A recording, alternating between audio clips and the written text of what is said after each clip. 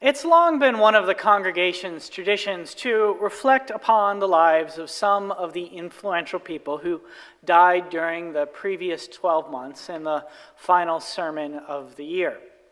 The Reverend Bob Shibley started this practice back in the 1980s, and Reverend Scott revived it several years ago after some time of absence.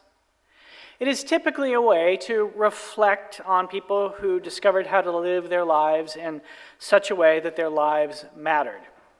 The hope is that by tending and reflecting a little upon them, we might gain some inspiration for our own living. The people featured can tend to compose a list of the great and the good, but Reverend Scott's absence this morning should be a reminder that the lives that matter most are the lives closest to us. This morning, Reverend Scott is in Kentucky grieving the death of his father, Don Buddy Cooper. Buddy's death comes a scant 2 weeks after the death of Scott's mother, Joyce Cooper. I would rather not imagine how devastating it is to lose both your mother and your father within the span of just a few days. Both my parents, thankfully, are still alive. But I do know that I have been told that we never really recover from the deaths of our parents. It's something that we greet at best with that resolution found in those lines by the poet Samuel Beckett, "I can't go on, I'll go on." And it, like our relationship with our parents, forever shapes us. It seems almost trivializing to reflect on the ways in which Reverend Scott's parents formed the person we know and love. I didn't know them, but I hear echoes of their passion for travel. They went to England for Queen Elizabeth's Silver Jubilee and visited 46 of the 50 states, and his and Conrad's enthusiasm for cruises. I sense an extension of their commitment to religious community. They were longtime members of the Florence Methodist Church, and his dedication to the ministry. And I experience something of the joy they had for local theater and his own enthusiasm for Broadway. I also suspect that Reverend Scott's humor, or at least his commitments to what are often called dad jokes, as well as his dedication to family and deeply caring nature, are in some way connected to his parents. This sermon, of course, is not about Reverend Scott's parents, but it is about the dead, and while we are remembering the great and the good, it would be strange not to pause and sit with the losses in our own lives. It's one thing what it means to live in a world without Tina Turner or Tony Bennett. It's another to live after the death of parents, grandparents, partners, children, or dear friends. One of the reasons we have religious communities like this one is so that we might go on together in the absence. We can help each other find joy after or alongside the tears and make meaning from what might seem meaningless, our very mortality. Meaning-making, I know, is one of the intentions behind this annual sermon, as it is, in a sense, behind every sermon. However, this sermon is a bit different than the other sermons we preach in that it is something that Reverend Scott typically prepares throughout the year. As the months go by, he compiles lists of and news articles about famous people who died.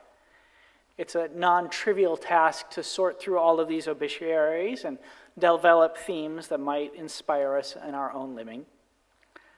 And when Reverend Scott realized a handful of days ago that he was not going to be able to present this year's sermon, he graciously sent me his own partially written text alongside everything he had assembled to complete it. Reading through his many pages, I was reminded that we care about different things, have different cultural and intellectual influences and religious commitments. His taste runs more towards Broadway and pop culture. Mine tilt towards jazz and political philosophy. I'm afraid I have nothing substantive to say about such figures as Bob Marker, Norman Lear, Matthew Perry, Cindy Williams, Suzanne Summers, Richard Belzer, Alan Arkin, Glenda Jackson, Piper Laurie, Jimmy Buffett, Gordon Lightfoot, Burt Baccarat, David Crosby, Richard Mall, Tom Jones, Sheldon Harnick, Pamela Blair, Barbara Byrne, Chaim Topel, Carol Cook, Lee Sun Kunyen, Tom Smothers, Richard Roundtree, or Michael McGrath.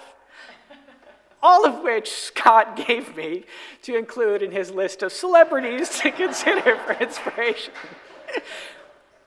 And I'm pretty certain that Reverend Scott would not have selected some of the individuals that I will make mention of as we go along in my 3-day effort to make this text something of my own. But that's just the thing, of course. Each of us make meaning in our own way. Any list of any inspiring figures from any year is sure to be partial. It will be more than anything a reflection of our own passions and commitments. So if I miss someone you think that I should have included, think of it as an invitation to share with me or to share about yourself via an email or through the Healthy Communications book why this figure in public life was so important to you. Likewise, if I mention someone you've not heard of, think of it as an invitation to learn more. As we go along, I'm going to do my best to indicate which parts of the text are my own and which are drawn from Reverend Scott's work. He had intended to begin with a quote from Rabbi Harold Kushner, who died this year at 88. The conservative rabbi and author wrote, "Our souls are not hungry for fame, comfort, wealth, or power. Our souls are hungry for meaning, for the sense that we have figured out how to live so that our lives matter." It's a statement that nicely summarizes the intention behind this ongoing sermon series, as does Rabbi Kushner's commitment to simplify complex theological ideas for large audiences. He did this in his famous books, When Bad Things Happen to Good People, where he explored the relationship between human suffering and divine kindness, and in When All You Ever Wanted Isn't Enough, which examines the existential themes of life. Now, neither Reverend Scott nor I ever met Rabbi Kushner. We both had connections, though, with two other notable religious figures that he wanted to highlight who died in 2023. The Reverend Michael Dowd, along with his wife Connie Barlow, provided the keynotes for the 2019 Southwest Unitarian Universalist Ministers Retreat. There they spoke on ecology as the heart of theology. And our first reading this morning came from Reverend Dodd. An acclaimed author and lecturer, he wrote the 2007 book, Thank God for Evolution.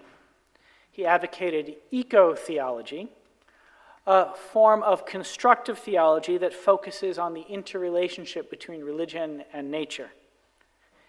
He combined this with a concept he called post-doom, an attempt to find the gift in the likelihood that the climate crisis will lead to some form of civilization collapse.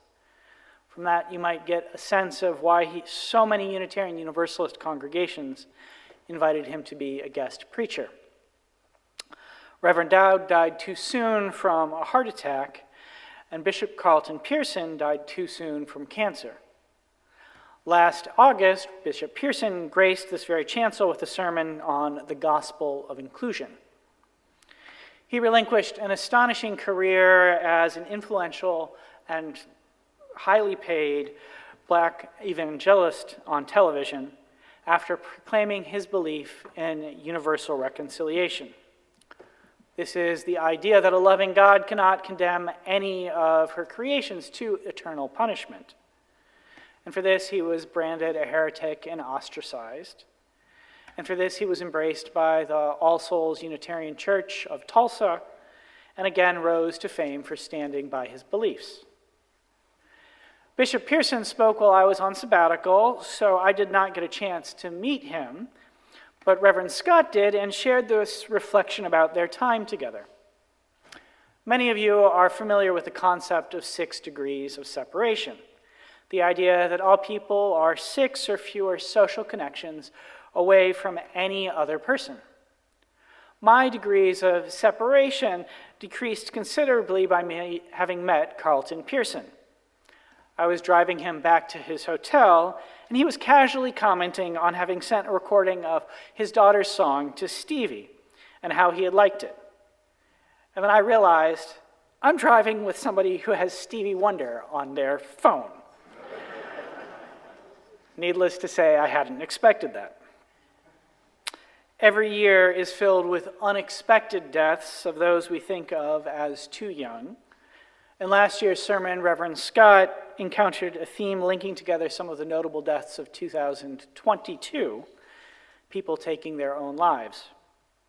Recognizing this theme, he shared that we never really know when someone is going through before they make such a devastating decision, or what we might have done to encourage them to choose otherwise. He encouraged anyone to reach out who was suffering to reach out for help, and reminded them, as I remind you now, of the creation of the National Suicide Hotline. Call or text 988, and that the congregation and the ministers are here to help. Unfortunately, 2 people that Reverend Scott knew took their own lives in 2023. He wrote, "While I am saddened that they did not take my advice to reach out and ask for help, I am now left to take my advice to accept that I did not know their pain, and I cannot second-guess myself or them." As someone who's lost friends to suicide, I can only echo Reverend Scott's sentiments and encourage anyone who's suffering to reach out to both the National Suicide Hotline and the ministers for help if you need it. Moving on from such sobering reflections and thoughts about a trio of men in religion, we now turn to 3 women in politics. We begin with Sandra Day O'Connor. Did you know that she was a Texan? Born in El Paso, she rose to be the first woman appointed to the U.S. Supreme Court, and during her term was regarded as one of the most powerful women in the world. Appointed by Ronald Reagan in 1981, and awarded the Presidential Medal of Freedom in 2009 by President Obama, she was widely regarded for her precisely researched opinions. A committed Republican, she was a regular part of the court's conservative bloc, though she did side with liberal justices on issues of reproductive justice. She will likely be best remembered for her decisive vote in Bush v. Gore, which effectively handed the presidency to the Republican candidate, and which, after her retirement, she eventually came to admit was ill-considered. Overlapping with O'Connor's service on the bench was Dianne Feinstein's tenure in the Senate. She became California's first female U.S. senator in 1992 and authored the 1994 federal assault weapons ban, something I suspect we all wish had not been allowed to lapse. She was the first woman to chair the Senate Rules and Intelligence Committees. She began her political career on San Francisco's City Council, and it might have been quite different if not for the 1978 assassinations of Harvey Milk and George Moscone. Milk was her colleague on City Council and one of the country's first openly gay elected officials. After his death, Feinstein became a leading ally of the LGBTQ community. Pat Schroeder, the first female U.S. representative from Colorado, ran for president in 1988. Noted for her sharp wit, she coined the phrase Teflon president to describe Ronald Reagan's ability to withstand endless scandals. She responded to concerns about her ability to balance both motherhood and political life with the quip, "I have a brain and I have a uterus, and they both work." She was a prime mover behind the Family Medical Leave Act of 1993 and the first woman to serve on the House Armed Services Committee. Before moving away from politics, we should acknowledge the death of 2 other significant figures, one you've certainly heard of and the other of whom you probably don't know. Former Secretary of State Henry Kissinger finished his century on Earth shortly after Thanksgiving. To say that his brand of realpolitik was controversial would be something of an understatement. Following his death, The Daily Show held a mock debate as to whether or not he was the GOAT, greatest of all time, of war criminals. Their other contestant was former Vice President Dick Cheney. Despite engendering such fervent and, in my view, somewhat justified scorn, Kissinger was a beloved figure of much of the world's political establishment. Hillary Clinton went so far as to say Kissinger is a friend during her own stint as Secretary of State, and the Chinese Communist Party made a significant tribute to him after his death.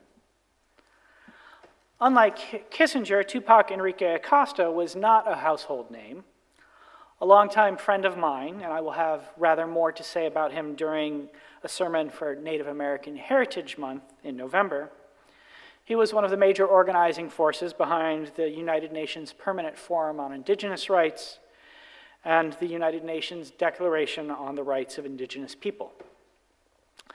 In Izluteca, he earned the Nahuatl title of Yahuatcochi, which roughly translates to the elder brother who protects his people by doing what is hateful to their enemies.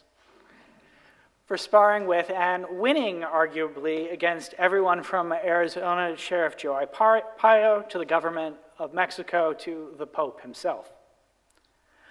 Other political figures who we might remember from the year include former First Lady Rosalind Carter, former Italian Prime Minister Silvio Berlusconi, and Wagner Group Commander Yevgeny Prigozhin. His name offers a transition to a consideration of all the lives being lost in conflicts throughout the world, but especially in Ukraine, Gaza, and the Sudan. Tens of thousands have died, and it would be impossible to do more than briefly recognize what profound loss war brings to humanity.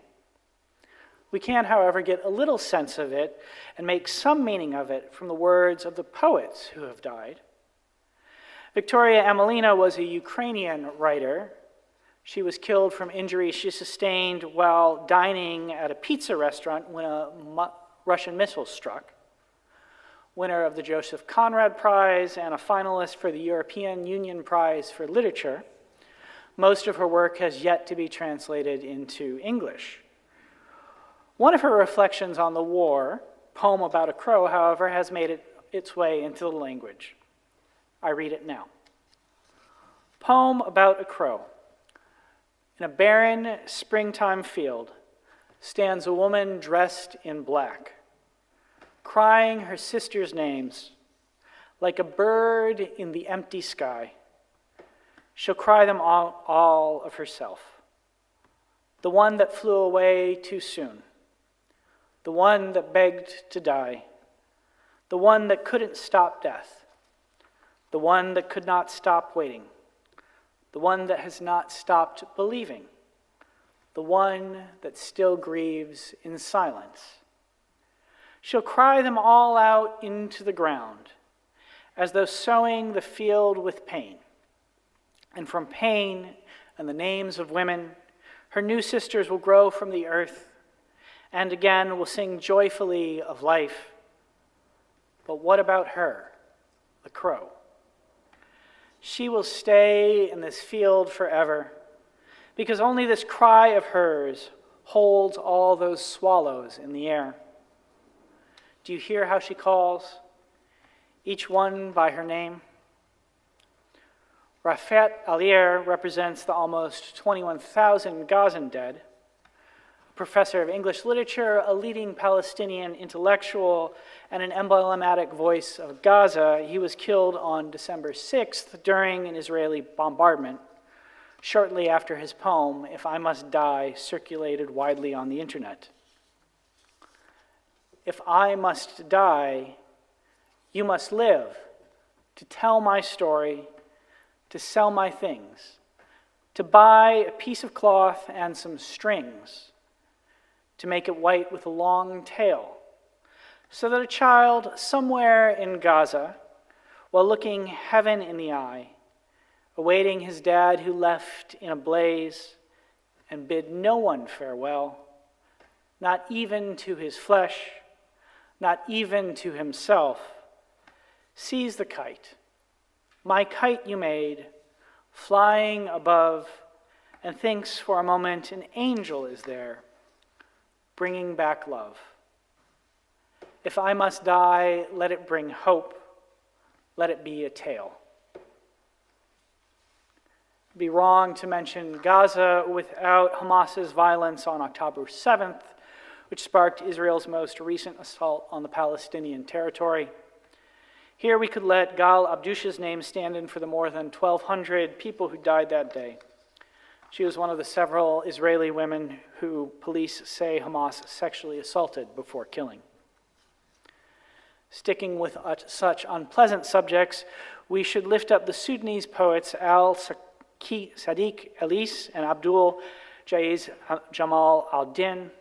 Both died during the awful war in Sudan. Unlike Victoria Amelina or Rafit Alir, none of their work has been translated into English. And let their absence from this sermon represent all of the dead from conflicts we pay too little attention to throughout the world.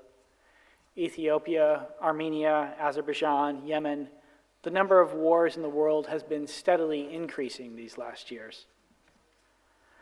But let's not end the section on literature there. For this year also marked the death of one of my favorite poets, the Nobel laureate winner Louise Gluck. Former poet laureate of the United States, she taught at numerous universities and won just about every literary prize imaginable.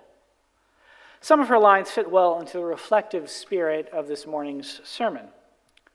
To be born, your body makes a pact with death. And from that moment, all that it does is try to cheat. Numerous influential musicians and performers failed to cheat death this year. We're honoring Tony Bennett and Tina Turner through their music. We paid tribute to Harry Belafonte during a special service early in the year. Other notables include jazz musician Wayne Shorter, who provided many of the compositions for Art Blakey's The Jazz Messengers, and penned such standards as Lester Left Town.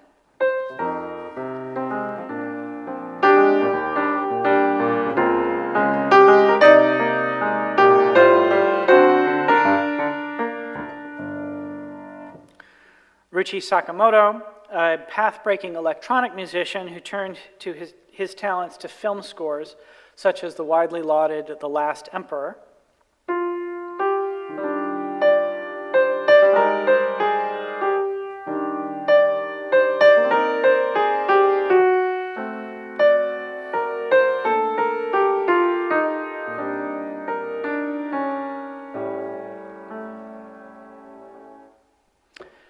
Trugoy the Dove, founding member of the genre-defining hip-hop group De La Soul.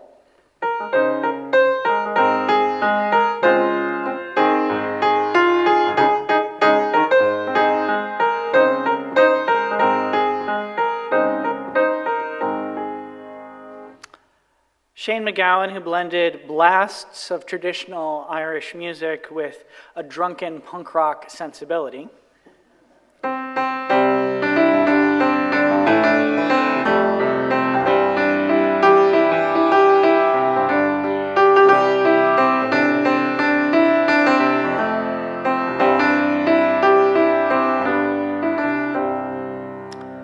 Astrid Gilberto, whose rendition of The Girl from Ipanema tunefully invokes both sunshine and sexuality.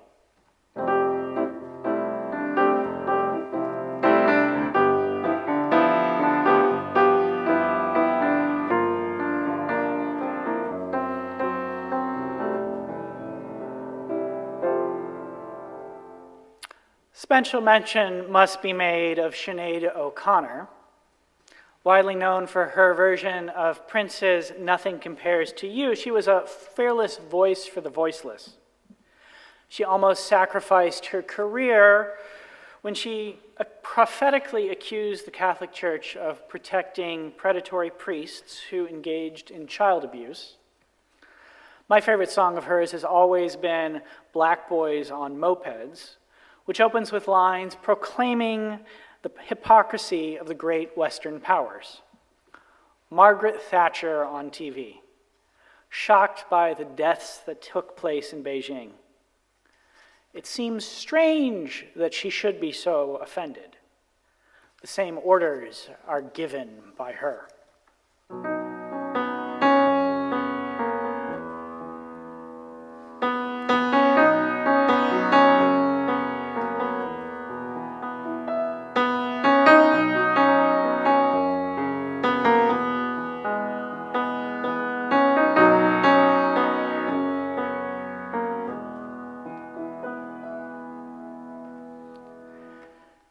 And we should also remember Paul Rubens, better known as Pee Wee Herman. He was a beloved television host, or was it children's television host? I was never quite sure which, who somehow found his lost bicycle here in Texas in the basement of the Alamo. The Alamo, of course, does not have a basement. Now, Reverend Scott typically closes these sermons with a reflection on a theme that unites the figures he mentioned.